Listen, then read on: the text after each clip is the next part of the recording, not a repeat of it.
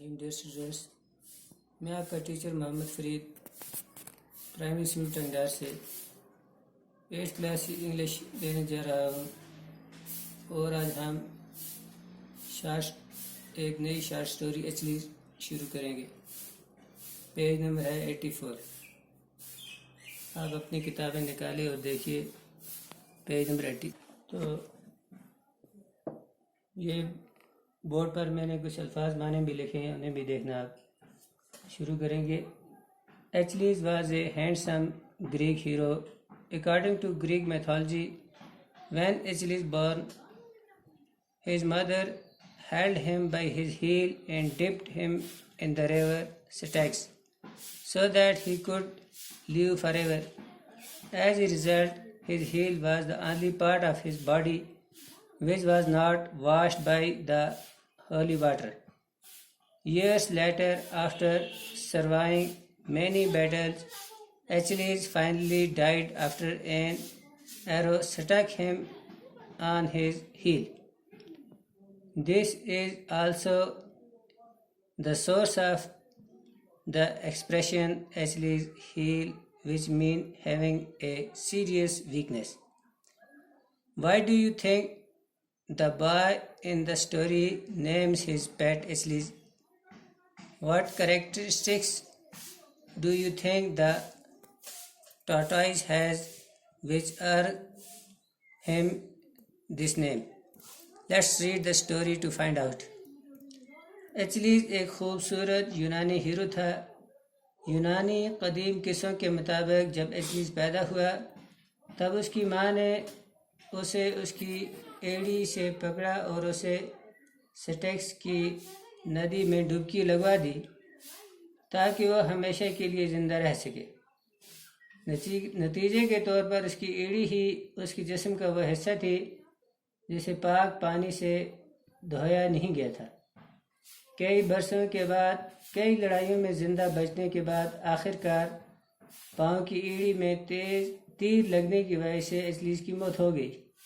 ایچلیز کی ایڑی کے بارے میں ایک کہاوت بھی مشہور ہے جس کے معنی ہے کسی خطرناک کمی کا ہونا۔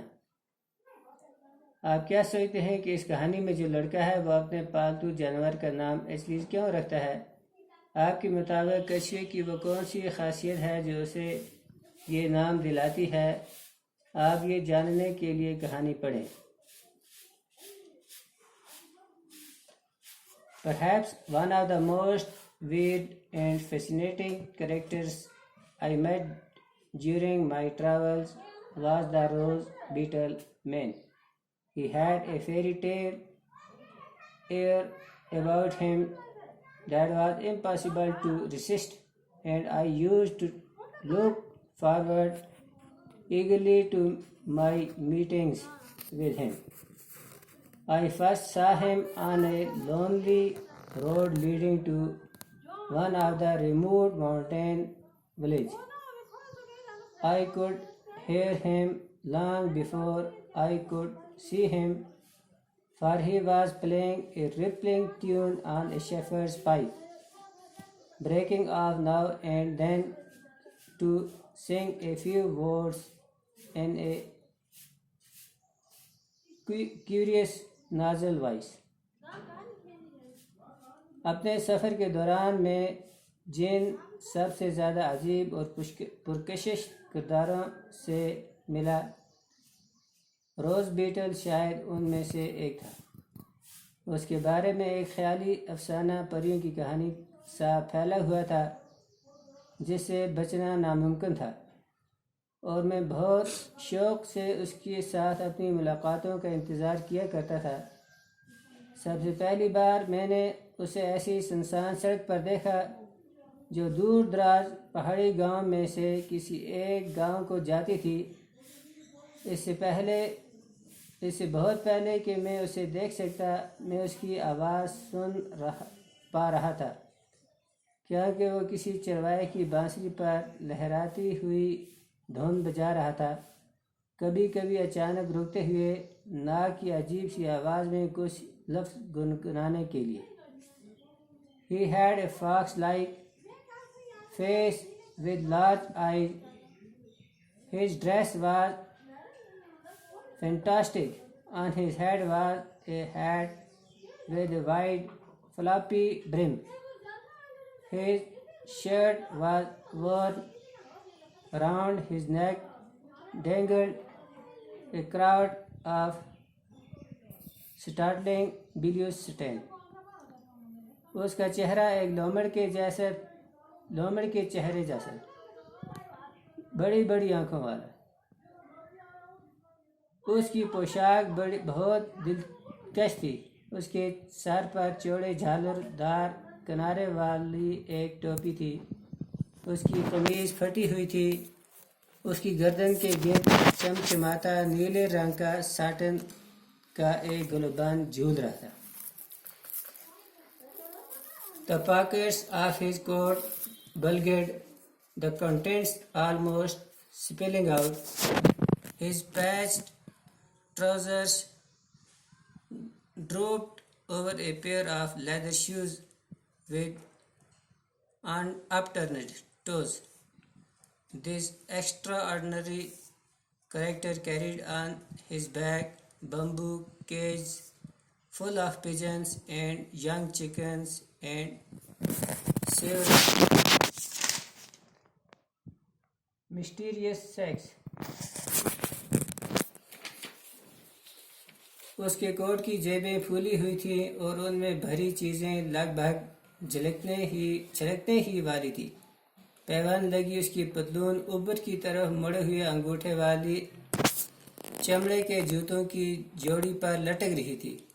इस अजीब किरदार ने अपने पीठ पर कबूतरों और नन्हे मुन्ने चूजों से भरे बांस के पिंजरे और राजदाराना तरीके से कई तरह की बोरियां उठाई हुई थी. With one hand he held his pipe to his mouth. In the other hand were held a number of lengths of cotton, to each of which was tied an almond seed.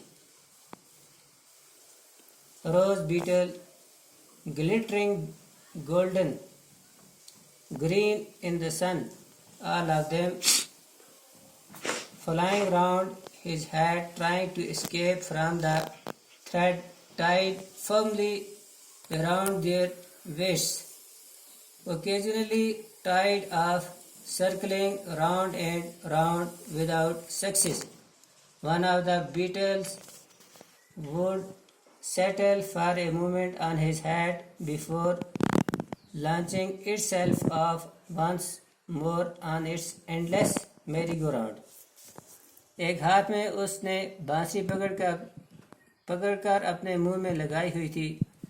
دوسرے ہاتھ میں اس نے سور کے کئی تھان پکڑے ہوئے تھے, جن میں سے ہر ایک کے ساتھ بادام کی شکل کا ایک گلابی بھنورا بندھا ہوا تھا, جو سورج کی روشنی میں سنہری ہرے رنگ میں چمک رہا تھا.